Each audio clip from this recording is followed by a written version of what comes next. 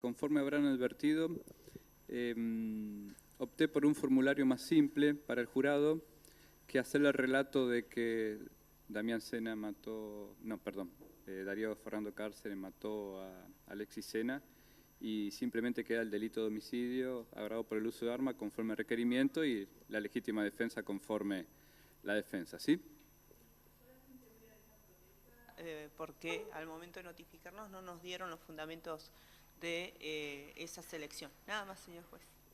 Bueno, queda reserva la protesta y vamos a pararnos para recibir al jurado. Sí. Gracias.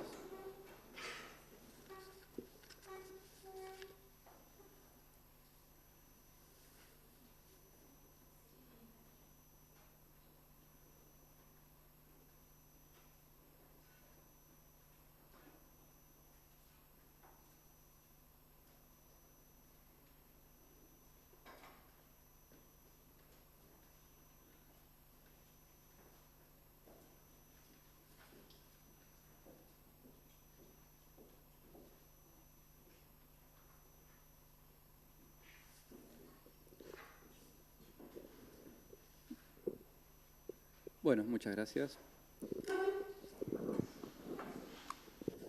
Bueno, muchas gracias por esperar.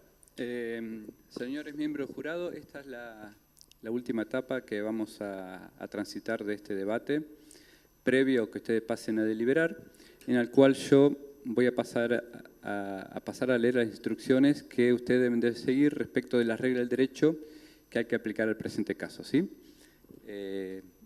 Patricia y Walter le van a dar una copia ya a cada uno. Ustedes las podrán seguir leyéndolas atentamente o en la pantalla o escuchándome a mí, ¿sí?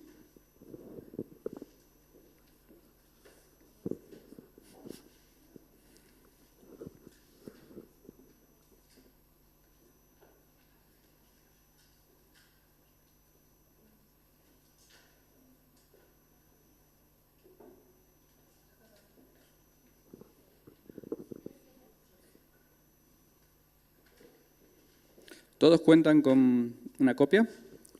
Bueno, vamos a pasar a leer las instrucciones que impone la ley que yo se las transmita a ustedes en presencia de las partes. Obligaciones, instrucciones finales, obligaciones de los miembros del jurado, introducción. Miembros del jurado, quiero agradecerles por su atención durante todo el juicio. Por favor, estén atentos a las instrucciones que les voy a dar, de las cuales se le ha entregado una copia a cada uno de ustedes. Pronto ustedes abandonarán esta sala de juicio y comenzarán a discutir el caso en las salas de deliberaciones. Cuando comenzamos este juicio y en diferentes instancias del mismo, los instruí acerca de algunas reglas legales de aplicación general y para parte de la prueba a medida que iba siendo recibida. Dichas instrucciones siguen siendo aplicables. Ahora les daré algunas instrucciones más. Las mismas cubrirán varios tópicos. Considérenlas como un todo, no señalen algunas como más importante y presten menos o ninguna atención a otras. Todas revisten la misma importancia, a menos que yo le diga otra cosa. Primero les explicaré vuestras obligaciones como jurado y le diré las reglas generales del derecho que se aplican en todos los juicios por jurados. Segundo, los instruiré acerca de las reglas específicas de derecho que regulan este caso y la prueba que han escuchado. Luego, explicaré lo que la Fiscalía debe probar más allá de duda razonable a fin de establecer la culpabilidad del acusado por el delito imputado. Allí les explicaré el delito imputado por la Fiscalía y los delitos menores incluidos que pueden corresponder, sus elementos y cómo se prueban. Luego les informaré sobre las defensas alegadas por el acusado y otras cuestiones que surgen de la prueba que han escuchado. Finalmente les explicaré los veredictos que ustedes pueden rendir y el modo en el que pueden enfocar vuestras discusiones del caso en la sala de deliberaciones del jurado. Es importante que escuchen muy atentamente todas estas instrucciones. Las imparto nada más que para ayudarlos en la toma de decisión, pero nunca para decirle qué decisión deben tomar. Obligaciones del juez y del jurado. En todo juicio penal hay conjurados, hay dos jueces. Yo soy uno, ustedes son el otro.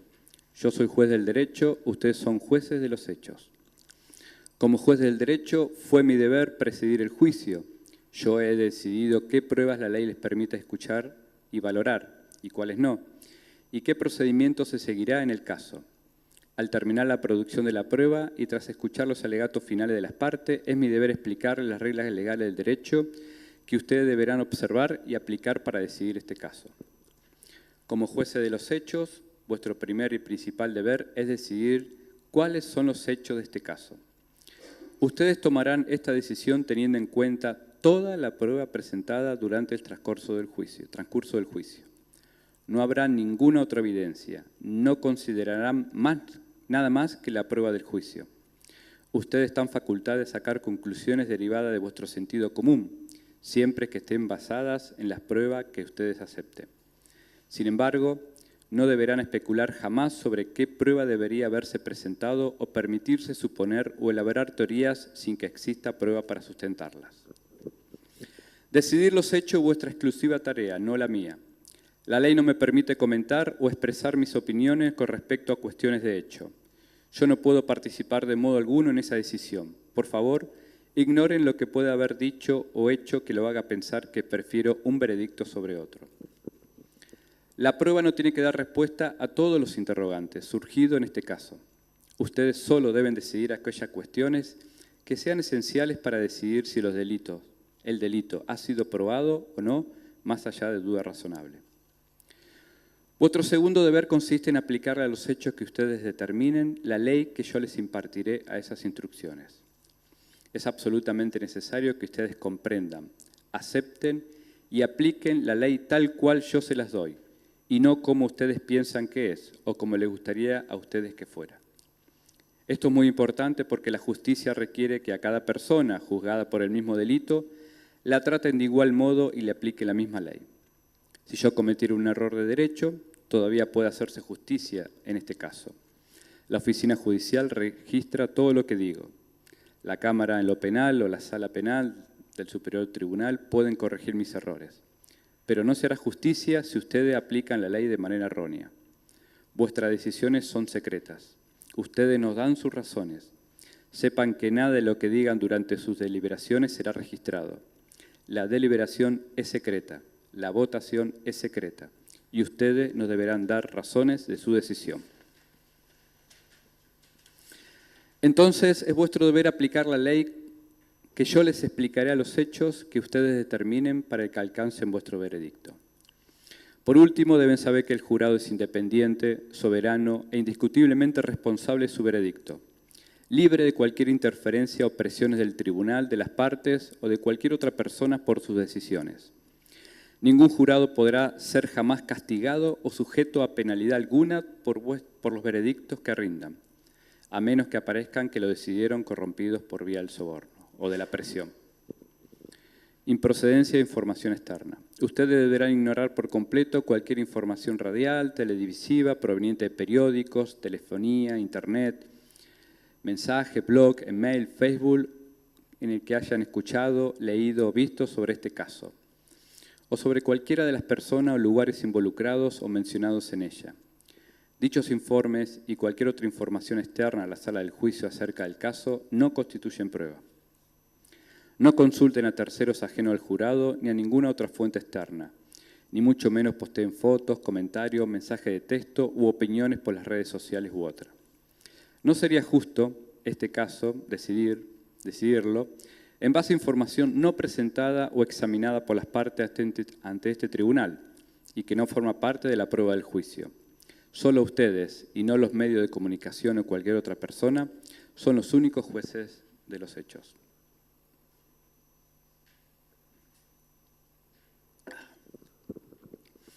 Irrelevancia de prejuicio o lástima. Ustedes deben considerar la prueba y decidir el caso sin dejarse influenciar por sentimiento de prejuicio, parcialidad, miedo o lástima. No deben dejarse influenciar por la opinión pública. Nosotros esperamos y tenemos el derecho a vuestra valoración imparcial de la prueba. Irrelevancia del castigo. El castigo no tiene nada que ver con vuestra tarea, la cual consiste en determinar si la Fiscalía ha probado la culpabilidad de Darío Fernando Cáceres, más allá de toda duda razonable. La pena no tiene lugar en vuestras deliberaciones o en vuestra decisión. Si ustedes encontraran culpable al acusado del delito, es mi tarea, no la de ustedes, decidir cuál es la pena. Tarea del jurado, posibles enfoques. Cuando entren a la sala del jurado para comenzar con sus deliberaciones, es muy importante que ninguno de ustedes empiece diciéndole al conjunto que ya tiene una decisión tomada y que no la modificará, a pesar de lo que puedan decidir los demás. Como jurados, es vuestro deber hablar entre ustedes y escucharse el uno a otro, discutan y analicen la prueba, expongan sus propios puntos de vista, escuchen lo que los demás tienen para decir, intenten llegar a un acuerdo si es posible. Cada uno de ustedes debe decidir el caso de manera individual. Sin embargo, deben hacerlo solo después de haber considerado la prueba conjuntamente con los demás jurados, de haber escuchado los puntos de vista de los demás jurados y de haber aplicado la ley tal cual yo se la explico. Durante sus deliberaciones, no vacilen en reconsiderar vuestras propias opiniones. Modifiquen sus puntos de vista si encuentran que están equivocados. No obstante, no abandonen sus honestas convicciones solo porque otros piensen diferente. No cambien de opinión solo para terminar de una buena vez con este caso y alcanzar un veredicto. Vuestra única responsabilidad es determinar si la Fiscalía ha probado o no la culpabilidad del acusado más allá de toda duda razonable. Vuestra contribución a la administración de justicia es rindiendo un veredicto justo y correcto. Instrucciones futuras. Al concluir estas instrucciones, los abogados pueden persuadirme sobre algo más que debería haberle manifestado a ustedes. Pude haber cometido algún error o haber omitido algo. Quizás lo que les dije pudo haber sido enunciado de forma más clara para facilitar vuestra comprensión. A menos que le diga lo contrario, no consideren que alguna instrucción futura que yo pueda darle tiene mayor o menor importancia que las que ya le dije sobre la ley. Todas las instrucciones sobre el derecho son parte del mismo paquete, sea cual sea el momento en que son impartidas. Si durante vuestras deliberaciones les surgiera alguna pregunta, por favor, escríbanla y entréguesela al personal de la oficina judicial, quien permanecerá en la puerta de entrada de vuestra sala de deliberaciones. El personal de la oficina judicial me entregará las preguntas. Yo las analizaré con los abogados. Luego ustedes serán traídos de vuelta a la sala del juicio. Vuestras preguntas serán repetidas y yo las contestaré en la medida que la ley permita. Responderé a vuestras preguntas a la mayor brevedad posible. Les solicitamos formular las preguntas por escrito para que nos sea posible comprender exactamente lo que ustedes desean saber. De ese modo esperamos poder ser más precisos y de utilidad en nuestras respuestas. Recuerden siempre, como muy importante, jamás le digan a nadie en las notas que ustedes manden, incluyéndome a mí, cómo están las posturas en el jurado, sea numéricamente o de otra forma. incluyendo la cuestión de la culpabilidad o no culpabilidad del acusado. Principios generales, a continuación le refrescaré algunos conceptos que le expresé al comienzo del debate referido a los principios constitucionales que amparan a toda persona que está acusada de un delito. Presunción de inocencia, toda persona acusada de un delito se presume inocente a menos y hasta que la Fiscalía pruebe su culpabilidad más allá de duda razonable. La acusación por la cual Darío Fernández Cárdenas está siendo enjuiciado es solo una acusación formal en su contra. Le informa a la persona acusada, del mismo modo que los informa a ustedes, cuál es el delito específico que el fiscal le imputa haber cometido. La acusación no constituye prueba y no es prueba de culpabilidad. La presunción de inocencia es uno de los principios fundamentales con que nuestra Constitución Nacional ampara a todos sus habitantes. Esto significa que ustedes deben presumir que Darío Fernández Cárdenas es inocente. Dicha presunción lo protege a lo largo de todo el proceso, incluidas vuestras deliberaciones al final del juicio. Para poder derribar la presunción de inocencia, la Fiscalía tiene la carga de probar y de convencerlos, más allá de duda razonable, que el hecho y su significancia jurídica que le imputa al acusado Cárdenas fue cometido y que él fue quien lo cometió. El acusado no está obligado a presentar prueba ni a probar nada en este caso. En particular, no tiene que demostrar su inocencia por el delito que se lo acusa. Desde el principio hasta el final, son los fiscales quienes deben probar la culpabilidad de Darío Fernández Cárdenas, más allá de duda razonable. No es el acusado que debe probar su inocencia. Duda razonable. La frase más allá de duda razonable constituye una parte muy importante de nuestro sistema de justicia constitucional en materia penal. Cada vez que usen la palabra duda razonable en sus deliberaciones, deben considerar lo siguiente. Una duda razonable no es una duda inverosímil, forzada, especulativa o imaginaria. No es una duda basada en lástima, piedad o prejuicio. Es una duda basada en la razón y en el sentido común. Es la duda que surge de una serena, justa e imparcial consideración de toda la prueba admitida en el juicio. Es aquella duda que de manera lógica puede surgir de las pruebas, de la debilidad de las pruebas, por contradicción entre las pruebas o por falta de prueba en apoyo de la acusación. No es suficiente que ustedes crean que Darío Fernández Cárdenas es probable o posiblemente culpable. En esas circunstancias, ustedes deben declarar al acusado no culpable, ya que los fiscales no los han convencido de la culpabilidad del acusado más allá de duda razonable. Deben también recordar, sin embargo, que resulta casi imposible probar un hecho con certeza absoluta o matemática. No se exige que los fiscales así lo hagan. La certeza absoluta es un estándar de prueba que es imposible de alcanzar en el mundo humano. Sin embargo, el principio de prueba más allá de duda razonable es lo más cercano que existe a la certeza absoluta.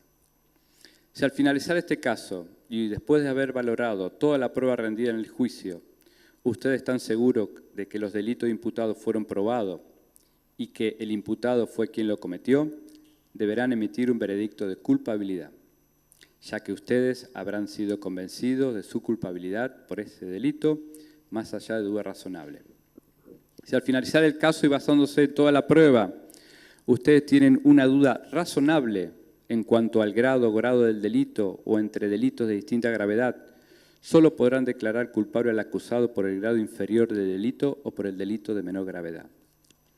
Si al finalizar el caso y basándose en toda la prueba o en la inexistencia de prueba en apoyo a la imputación, ustedes no están seguros de que el delito imputado haya existido o de que Darío Fernández Cárdenas fue quien lo cometió en la manera que lo explica el Ministerio Público Fiscal, ustedes deberán declararlo no culpable de dicho delito, ya que la Fiscalía fracasó al intentar convencerlos más allá de duda razonable. Para decidir cuáles son los hechos del caso, ustedes deben considerar solo la prueba que vieron y escucharon en la sala de juicio. Consideren toda la prueba al decidir el caso. La prueba incluye lo que cada testigo declaró al contestar las preguntas formuladas por los abogados.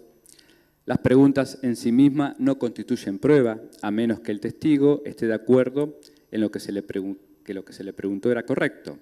La respuesta del testigo constituye prueba. Lo que declaró el acusado en el juicio también es prueba a ser valorado por ustedes, recordándoles que el acusado no está obligado a hacerlo y ustedes deben saber que el acusado, a diferencia de los testigos, no declara bajo juramento, por lo que podrá decir en su defensa cosas verdaderas o falsas sin que ello implique la comisión de delito alguno. La prueba también incluye a todas las cosas materiales que fueron exhibidas en el juicio. Se las llama pruebas materiales. Cuando se retiren a deliberar a la sala del jurado, dichas cosas irán con ustedes al recinto. Ustedes pueden, pero no tienen la obligación de examinarla allí. De qué manera y en qué medida lo hagan dependerá de ustedes. La prueba también incluye las estipulaciones de las partes. Las estipulaciones son prueba. Se llama estipulaciones a los hechos que las partes acordaron dar por probados. Ustedes deben considerar a esos hechos como prueba para este caso. En este caso, las partes establecieron los siguientes acuerdos probatorios. Convinieron que en fecha 6 de octubre del año 2021 se ordenó jurisdiccionalmente la detención del señor Cárdenas en relación al presente caso. La detención se materializó el 30 de junio de 2022 a las 20:40 horas aproximadamente en Avenida Mario Bravo y Piedrabuena de la ciudad de Mar del Plata, provincia de Buenos Aires, en oportunidad de un control vehicular, donde el señor Cárdenas aportó documentación que no se correspondía con su identidad, hasta que manifestó en forma espontánea que sobre él pesaba un pedido de captura por el delito de homicidio, como así también aportó falsamente el domicilio donde ocupaba en esa ciudad, lo que fue confirmado por el personal que realizó el posterior allanamiento. En esa oportunidad, al solicitarle al personal policial que exhiba su documentación y la del vehículo, se identificó y exhibió una cédula de identificación del automotor y un DNI de Agüero Esteban Rafael. Los demás datos personales figuran ahí. Al contrastarse la información aportada, una de las oficiales actuantes corrobora que la foto que figura en el DNI aportado no se correspondía ni parecía a la persona que tenían de morada. Por lo que a preguntas del personal policial, Cárdenas siguió aportando datos erróneos hasta que espontáneamente manifestó: ya está, ese no soy yo, es un amigo, yo me llamo Cárdenas Darío y les pasé su documento porque tengo captura por homicidio del sur, allá en Trelew, siendo esta la única documentación apócrifa encontrada en poder del acusado. De la requisa del vehículo Toyota Hilux se logró secuestrar la cédula de identificación del automotor a nombre de Dona Pablo Eduardo. Los demás datos están en el escrito. Al momento de efectivizarse el allanamiento en el domicilio sito en Corbeta, Uruguay, 3349 de Mar del Plata, personal policial, a fin de no violentar la puerta de ingreso, preguntó a fincas aledañas si alguno de los inquilinos poseía llave de ingreso, recibiendo como respuesta que no, pero se contactarían con el dueño para que se haga presente al instante. Inmediatamente se constituyó uno de los dueños, el señor Martín Solito, quien refirió que los inquilinos del departamento 2 se fueron sin dar aviso y se llevaron la llave consigo, no poseyendo otra, por lo que la diligencia se practicó sin ocupantes en el lugar, irrumpiendo en la vivienda y notificando al señor Solito de la misma. Del allanamiento se logró secuestrar 3 documentos nacionales, cuyos nombres de las personas se encuentran detalladas en el escrito, cédula de identificación del automotor de un Peugeot modelo Partner Furgón, una tarjeta dorada con inscripciones Carreza Patagonia, Banco El Chubut, a nombre de Delgado, Cristian, otra tarjeta naranja, a nombre de Cristian Delgado, otra tarjeta color negro con la inscripción Chubut 365, tarjeta débito del Banco El Chubut, a nombre de Cristian Delgado, y otra tarjeta de ceros, a nombre de Cristian Delgado.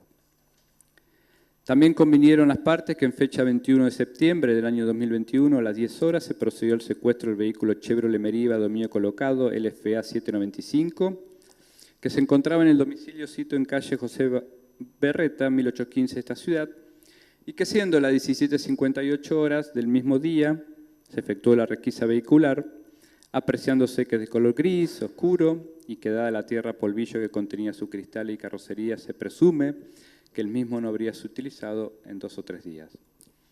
Que entre sus características particulares se aprecia un faltante del espejo retrovisor exterior lado izquierdo, escobilla limpia luneta, vidrio de ventiluz trasero lado derecho, el cual se encuentra cubierto con cinta scotch color marrón y transparente desprendimiento de bagueta embellecedora al lado derecho, precisamente puerta al acompañante. Rotura de espejo retrovisor lado derecho, el cual se encuentra encintado con cinta heladora color negro y adhesivo de cinta en ventiluz lado derecho parte delantera. También convinieron las partes que se procedió a la inspección ocular del vehículo Meriva y al relevamiento de rastros papilares mediante reactivo de contraste, asimismo levantamiento y posterior secuestro de hisopos para futuro análisis de ADN, habiéndose hallado en el interior del rodado, más precisamente del lado interno de la puerta del acompañante, rastros palmares que fueron coincidentes con el dígito anular mano izquierdo y dígito medio mano izquierda del señor Darío Cárdenas, de acuerdo a el informe que el perito ha presentado. También convinieron de que Alexis Damián Sena falleció el 18 de septiembre de 2021 a las 23:15, refiriendo a la profesional de emergencia del hospital local, doctora Joana Navarro, que se produjo por una muerte por causa traumática, lo que todo dejó debidamente consignado en el certificado respectivo y acta de defunción. También convinieron que el 20 de septiembre del año 2021, producto de la inspección ocular realizada en el domicilio de 25 de mayo, número 1735, esta ciudad, se secuestraron en relación a las evidencias encontradas en la habitación del taller, muestras hemáticas en relación a las evidencias biológicas, compatibles con manchas hemáticas, las que comparadas con las muestras obtenidas con el perfil genético de Alexis Sena y Héctor Neri España, permitieron concluir al director de CEMPAT la identidad con los perfiles genéticos de la víctima Sena y del señor España en el lugar de los hechos. También convinieron que Darío Fernando Cáceres, al momento de su examen, ante tenor del artículo 206 de nuestro Código Procesal, no presentó signos, síntomas que hagan sospechar enfermedad mental, concluyendo el personal interviniente que comprende la criminalidad de los actos que se le imputan y es capaz de dirigir sus acciones. Definición de lo que no es prueba. Según les expliqué antes, hay ciertas cosas que no son prueba. No deben valorarlas o basarse en las mismas para decidir el caso. Los alegatos de apertura y de clausura de los abogados no son prueba. Los cargos que la Fiscalía les expuso y que ustedes escucharon al comienzo de este juicio no son prueba. Tampoco es prueba nada de lo que yo o los abogados hayamos dicho durante el juicio, incluyendo lo que estoy diciendo en este momento. Solo son prueba lo dicho por los testigos, los peritos, las pruebas exhibidas y las convenciones probatorias. En ocasiones durante el juicio, uno de los abogados objetó una pregunta que el otro le efectuó al testigo. Lo que los abogados hayan dicho al formular o contestar dicha objeción tampoco es prueba. Tampoco deben darle importancia al hecho de que yo haya declarado procedente o no la objeción, o de que ustedes hayan sido excluidos de la sala cuando yo la decidí. Las notas que les he permitido tomar durante el juicio tampoco son prueba. Cualquier cosa que hayan visto o oído cuando el tribunal no estaba presente en la sala no es prueba. Ustedes deben decidir el caso solamente con la prueba producida en el juicio.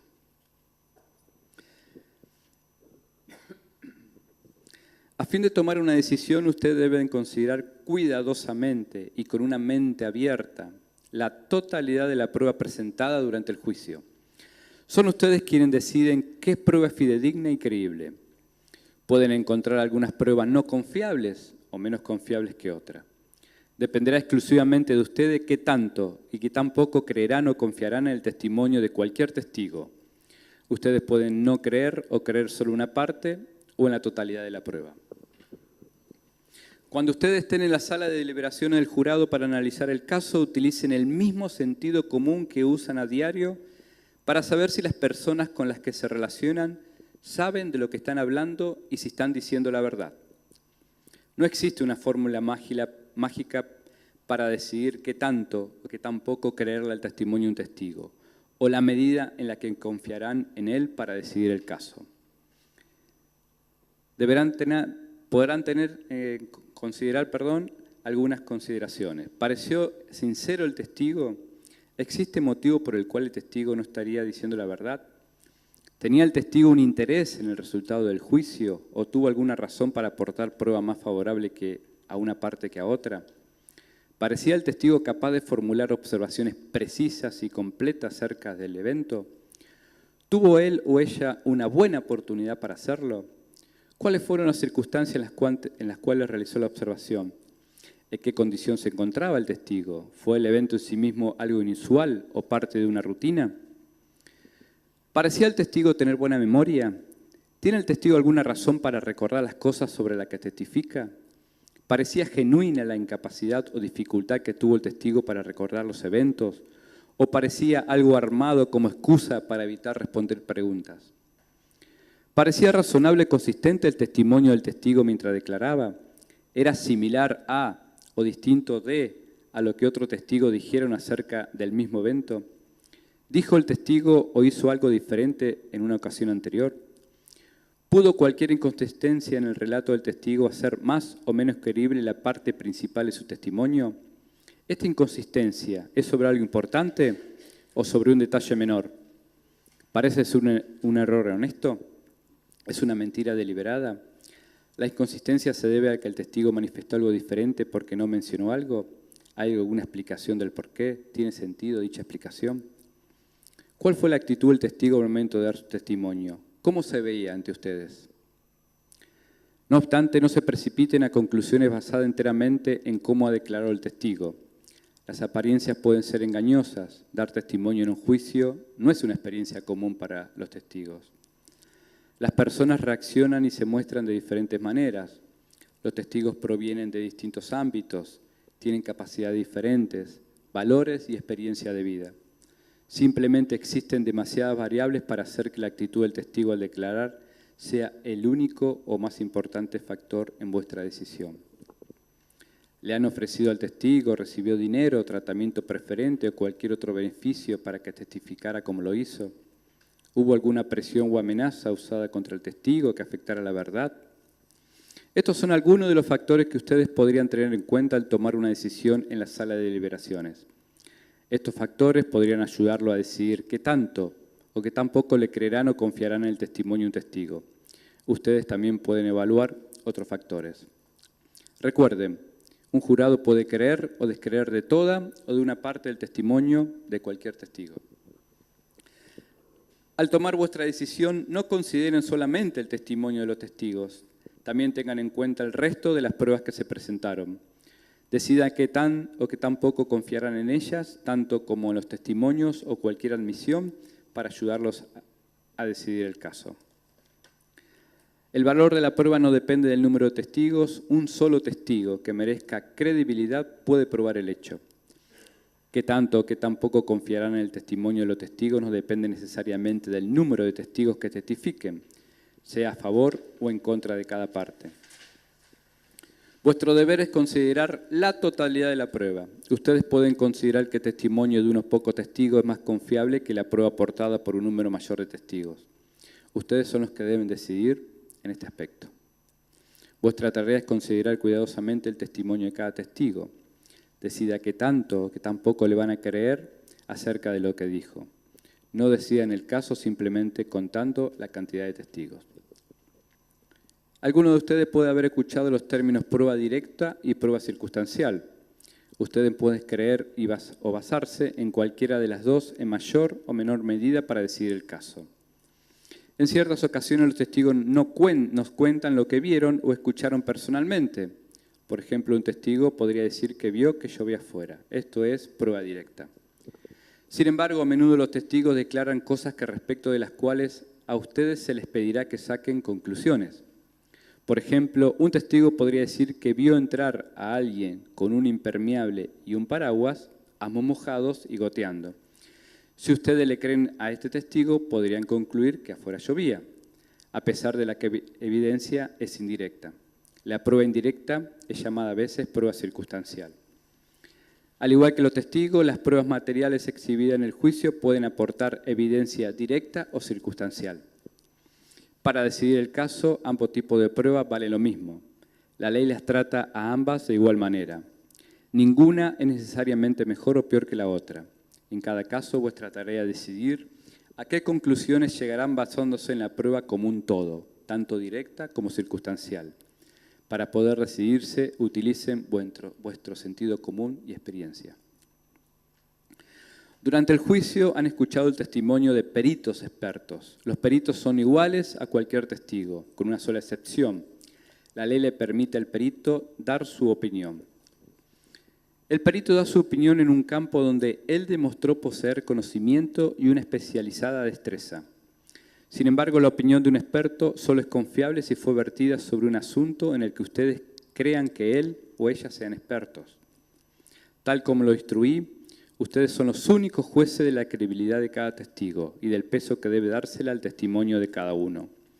Al hacer esta determinación sobre el testimonio del perito experto y sumado al test de credibilidad que les dije respecto a los testigos comunes, ustedes deben valorar y sopesar lo que sigue: entrenamiento del perito, experiencia, títulos o la falta de ambos, razones si es que fueron dadas para cada opinión, si esa opinión es apoyada por hechos que ustedes encuentran en la evidencia, si es una opinión razonable, si es consistente con el resto de la evidencia creíble en el caso. Pueden tomar en cuenta la opinión del experto pero más allá no es vinculante para ustedes. En otras palabras, no se le exige que acepten la opinión de un experto al costo de excluir los hechos y circunstancias reveladas por otros testimonios y pruebas. Como con todos los demás testigos, ustedes pueden creer o descreer todo o una parte del testimonio del experto. En el transcurso de este juicio se han exhibido diferentes tipos de pruebas materiales como documentos, objetos, mapas, planos, videos, fotografías, para ilustrar y explicar el testimonio de algún testigo o perito. Las mismas forman parte de la evidencia.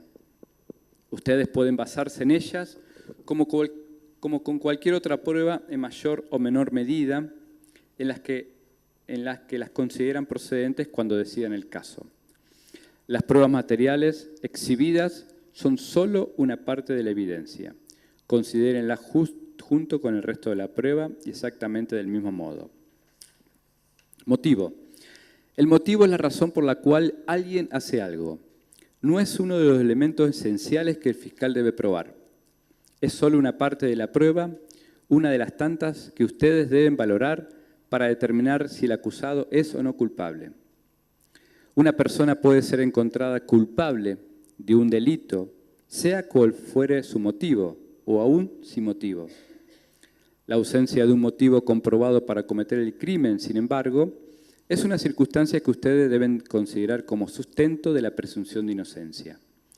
Una persona también puede ser encontrada no culpable de haber cometido un delito, aún teniendo un motivo para cometerlo.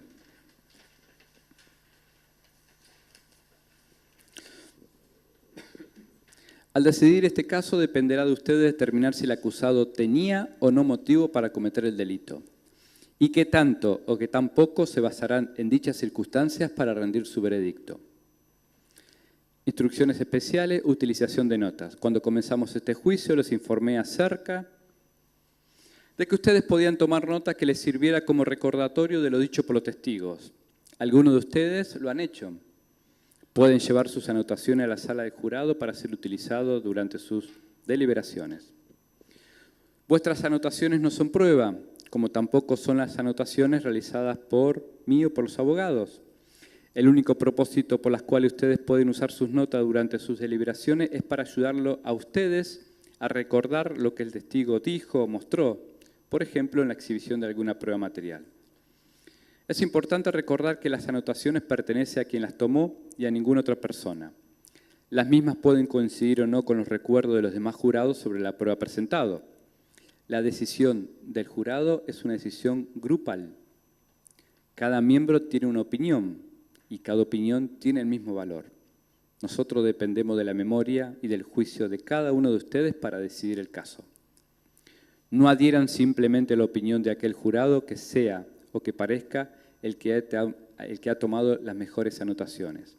Las anotaciones no toman decisiones, las decisiones las toman los jurados.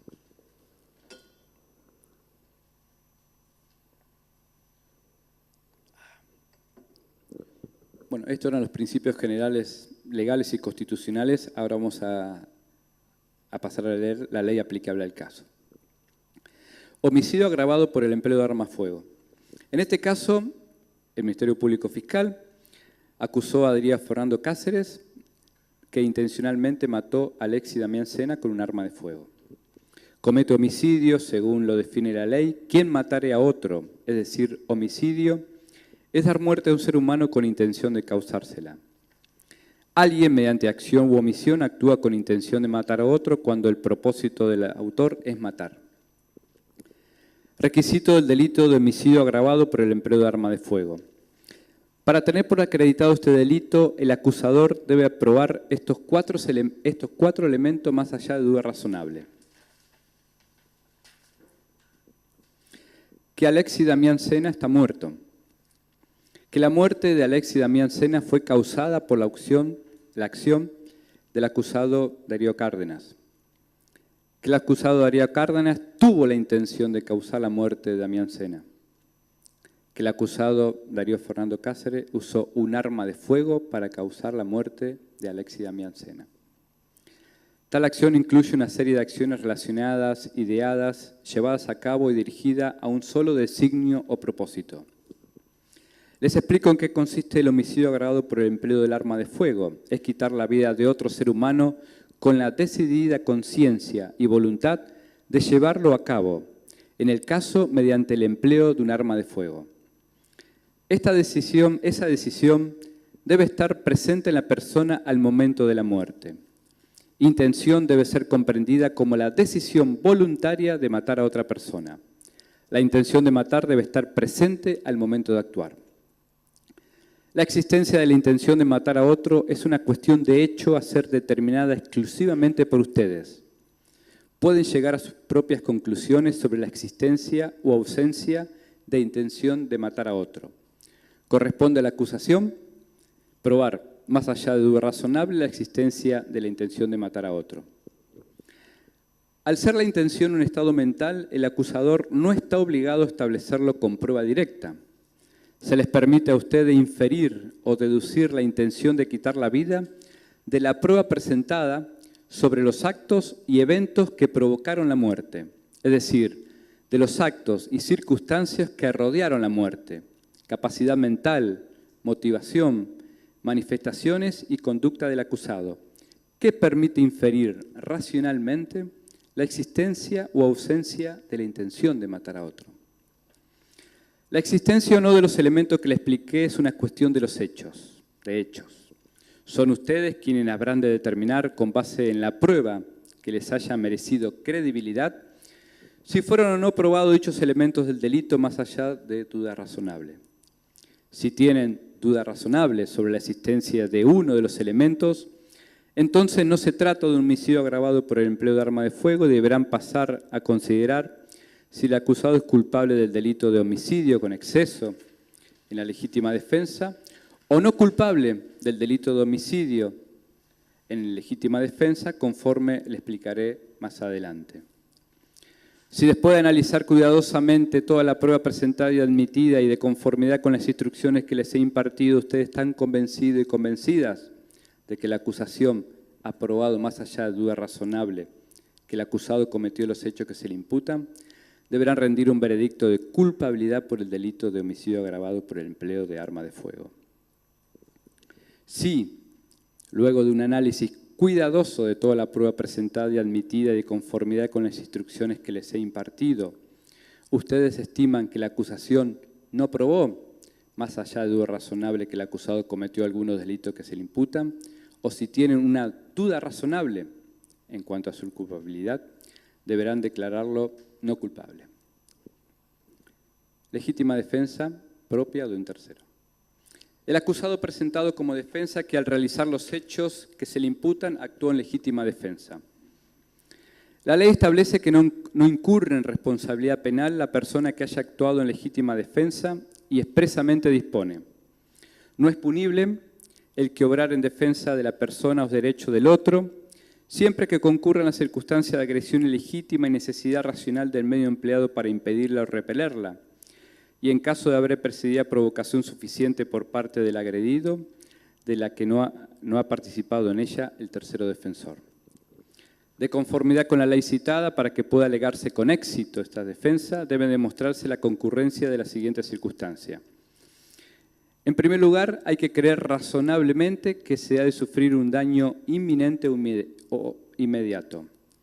Las circunstancias deben ser de tal naturaleza que lleven al ánimo de una persona prudente y razonable a la creencia o temor de hallarse en peligro de muerte o de recibir grave daño corporal. Esta creencia o temor debe ser el de una persona razonable. El peligro que justifica la actuación de un acusado bajo esta defensa puede ser real o aparente, pero debe haber mediado algo que haga pensar a una persona prudente que la vida estaba en peligro o que se podía sufrir un grave daño corporal. Ustedes no tienen que considerar que existía un verdadero peligro de perder la vida o de sufrir grave daño, sino solamente si las circunstancias eran tales que hicieran pensar a una persona prudente que estaba expuesto a tal peligro y si razonablemente así podía creerlo. En segundo lugar, que haya necesidad racional del medio empleado para impedir o repeler el daño. El derecho a la legítima defensa en ningún caso permite causar más daño que el necesario para defenderse. El acusado que plantea legítima defensa solo podrá hacer uso de medios en proporción con la naturaleza o la clase de ataque de la que alega era víctima y no está justificado en emplear un mayor grado de fuerza que la necesaria para evitar o impedir el daño. En tercer lugar, debe haber falta de provocación suficiente, o si ésta existió, que no se haya participado en ella. Como provocación se refiere a cualquier acto que consiste en excitar a otro, irritarlo, estimularlo para que el agresor se enoje y reaccione. En cuarto lugar, que no se cause más daño que el necesario para impedir o repeler el daño. Es necesario que la persona acusada no haya tenido ningún otro medio de evitar el ataque más que dando muerte a su adversario. Esto es, que no estaba a su alcance otro medio razonable y probable de evitar esa muerte.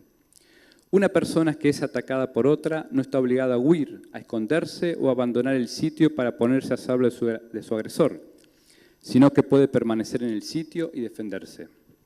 El daño ocasionado tiene que ser en proporción con la inminencia del daño original, que se intentaba evitar o impedir. Al considerar la prueba sobre la legítima defensa, debe recordar que es el Ministerio Público Fiscal quien debe probar la culpabilidad del acusado más allá de toda duda razonable. El acusado no está en la obligación de probar la legítima defensa, más allá de toda duda razonable. En consecuencia, bastará que la prueba en apoyo de la defensa, considerada conjuntamente con toda la prueba, lleve a la mente de ustedes a la duda razonable de si el acusado actuó en legítima defensa, para que exista el deber de darle ese beneficio de la duda y declararlo no culpable. Si después de analizar cuidadosamente toda la prueba presentada y admitida y de conformidad con las instrucciones que les he impartido, ustedes están convencidos y convencidas de manera unánime que el Ministerio Público Fiscal probó más allá de toda duda razonable que el acusado cometió los hechos que se le imputan sin actuar en legítima defensa, deberán rendir un veredicto de culpabilidad. Homicidio con exceso en la legítima defensa. Ahora bien, existe todavía otra posibilidad sobre la que es necesario que los instruya, de que el acusado haya cometido el delito de homicidio con exceso en la legítima defensa. Incurre en homicidio con exceso en la legítima defensa quien, con su acción dirigida a la defensa propia de un tercero, excede los límites impuestos por la ley, por la autoridad o por la necesidad. Como vimos en este caso, Darío Fernando Cárdenas, ha presentado como defensa que cuando realizó los hechos que se le imputan como delito de homicidio agravado por el uso de arma de fuego, lo hizo en defensa legítima de los derechos propios o de un tercero.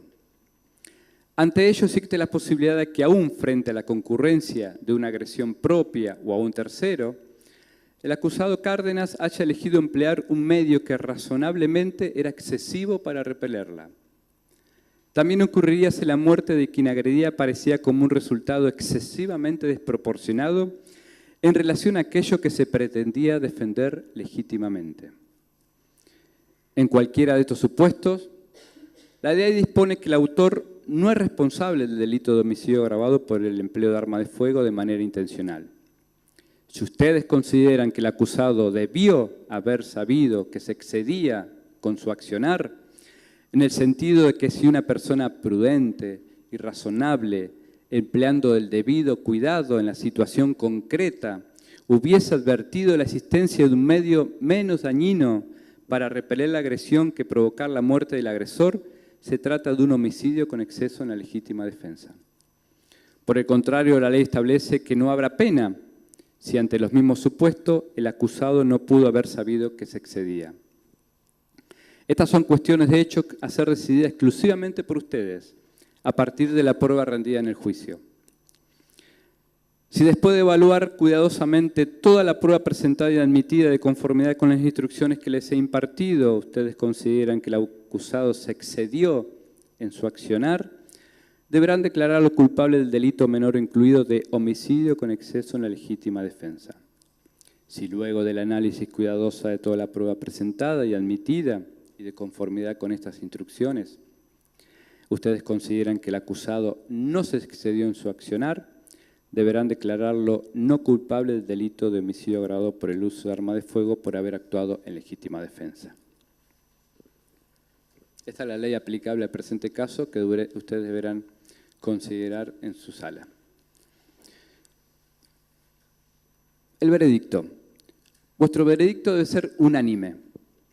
Esto es, todos deberán estar de acuerdo con el mismo veredicto, sea culpable, sea no culpable o culpable del delito menor. Ustedes deben hacer todos los esfuerzos razonables para alcanzar un veredicto unánime. Consúltense los unos a los otros, expresen sus puntos de vista, escuchen lo de los demás. Discutan la diferencia con una mente abierta. Hagan lo mejor posible para decidir el presente caso. Todos deben considerar la totalidad de la prueba de manera justa, imparcial y equitativa. Vuestra meta debe ser alcanzar un acuerdo unánime que se ajuste a la opinión individual de cada uno de ustedes. Cuando ustedes alcancen un veredicto unánime, el vocero del jurado deberá sentarlo en el formulario de veredicto y notificar a la oficina judicial que están encargados de su resguardo. Regresaremos todos a la sala de juicio y el vocero del jurado nos leerá vuestro veredicto frente a todos. Ahora les voy a entregar un formulario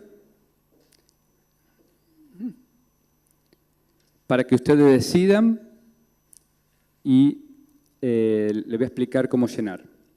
Si ustedes alcanzaron un veredicto válido, el presidente debe marcar con una cruz en el cuadrado situado a la izquierda de la opción que ustedes hayan acordado.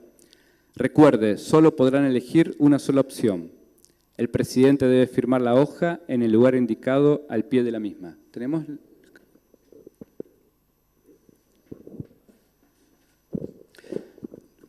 Baja por. Si luego de la deliberación ustedes consideran que el Ministerio Público Fiscal pudo acreditar, más allá de toda duda razonable, que el señor Cárdenas es culpable del delito de homicidio agravado por el uso de arma de fuego, deberán marcar con una cruz este cuadrado.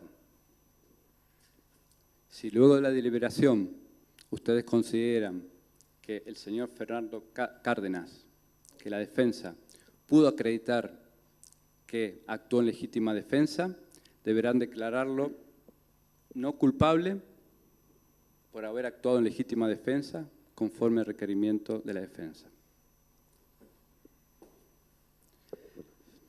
Después existe el delito menor de exceso en la legítima defensa. En ese caso, si ustedes consideran que el señor Cárdenas se defendió, pero se excedió con el medio utilizado para provocar la muerte del señor Sena, deberán declararlo culpable del delito de homicidio agravado por la utilización de un arma de fuego con exceso en la legítima. Solo una de las tres opciones se puede marcar.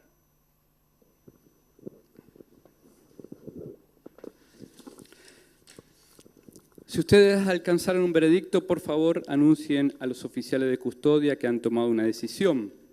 Convocaremos nuevamente a la sala para escuchar vuestra decisión. El presidente del jurado debe llevar el formulario de veredicto a la sala del juicio al ser convocado nuevamente, luego de las deliberaciones.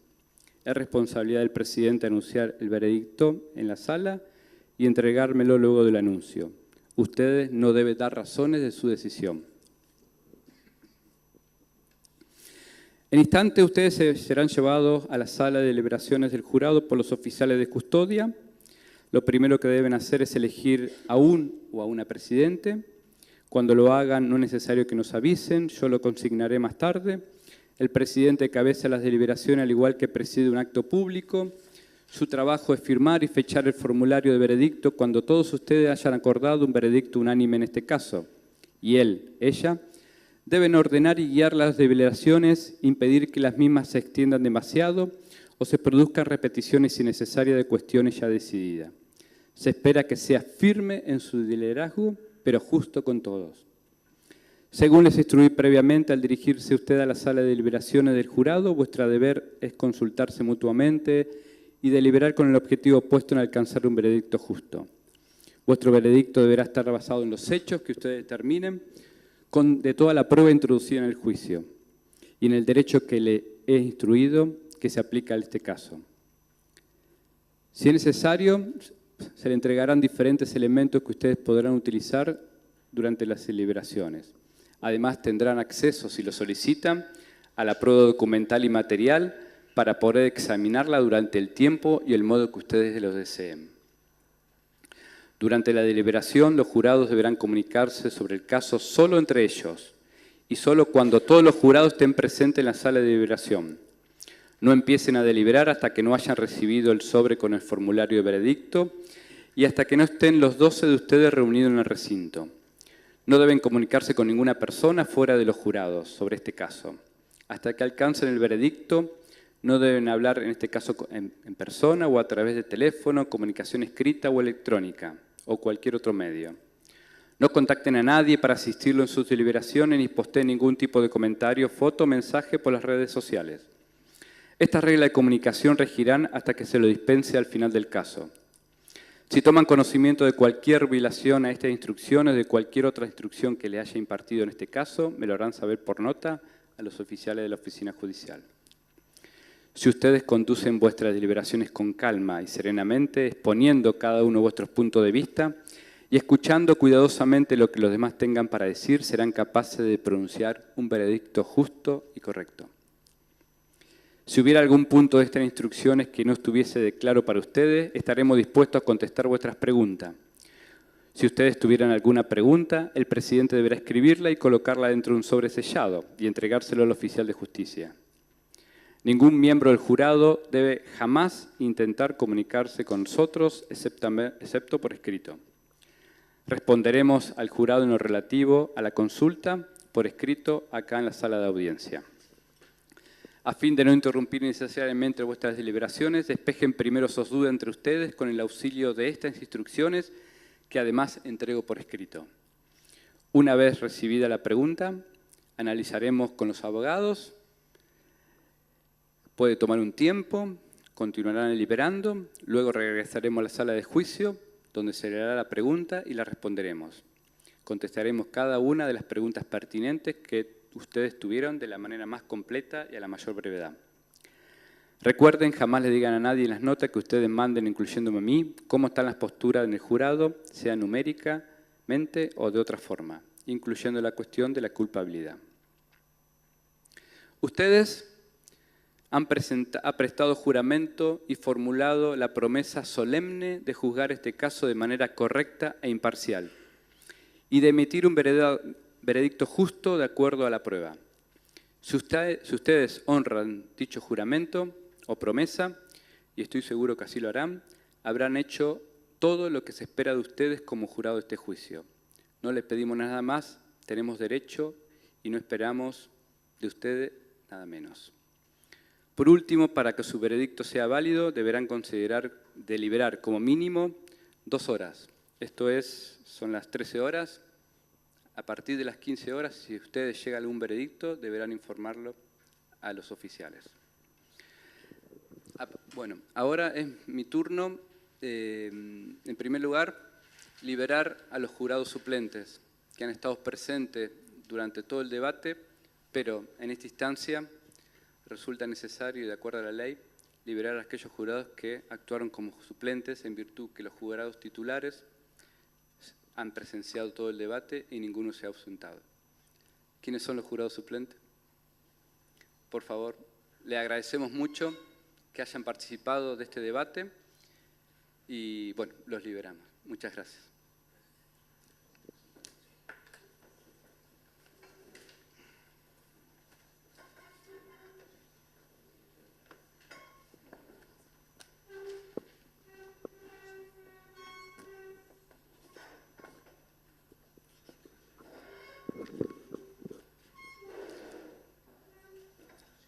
Siéntese, por favor, siéntese. Falta un pequeño, siempre falta algo. Bueno, ahora la ley dispone en el artículo 46 de la ley Inquisición número 30 de tomar juramento a aquellas personas que lo van a estar resguardando ustedes de que nadie se comunique, ¿sí? Ellos van a ser Patricia Portillo y Walter Flamia. Por favor, ¿se pueden acercar?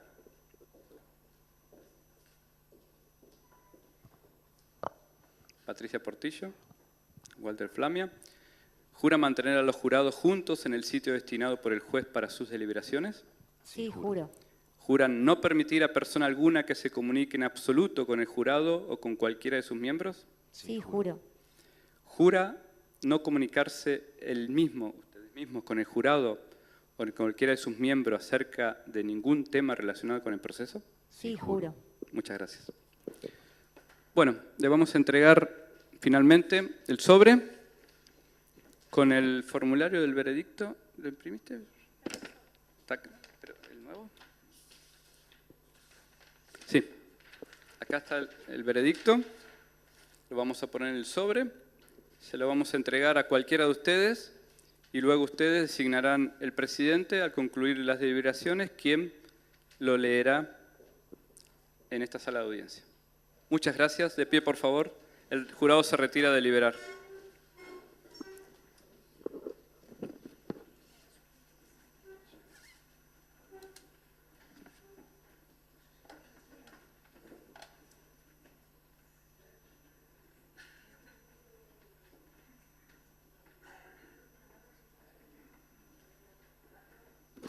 Bueno, en cuanto haya alguna novedad serán transmitidos. Quedan liberados.